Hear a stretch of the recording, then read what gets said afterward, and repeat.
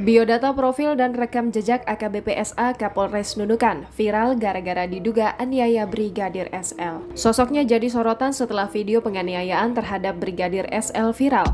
Kejadian tersebut terekam dalam kamera CCTV dengan keterangan Polres Nunukan 21 Oktober 2021 pukul 12.32 di pojok atas sebelah kiri video. Buntut dari dugaan penganiayaan itu, AKBP SA dinonaktifkan sementara. Ia juga tengah menjalani pemeriksaan di Propampolda Kalimantan Utara. Sebelum viral, karena menendang anggotanya, rupanya AKBP Saiful Anwar beberapa tahun lalu pernah menjadi korban dalam ledakan di Makobrimob Strondol, Semarang, Jawa Tengah pada September 2019. Kala itu, AKBP Saiful Anwar menjabat sebagai Komandan Batalion Gegana Brimob.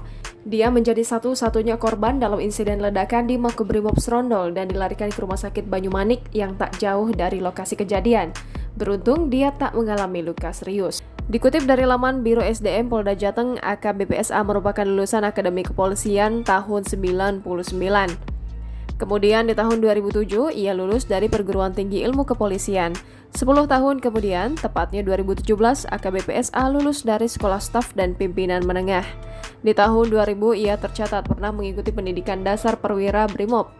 Ia juga pernah mengikuti Dikjab Danki pada tahun 2003. Sebelum menjadi Kapolres Nunukan, AKBP SA sempat menjabat sebagai Komandan Batalion Gegana Brimob. Jangan lupa subscribe, share, komen, dan like ya!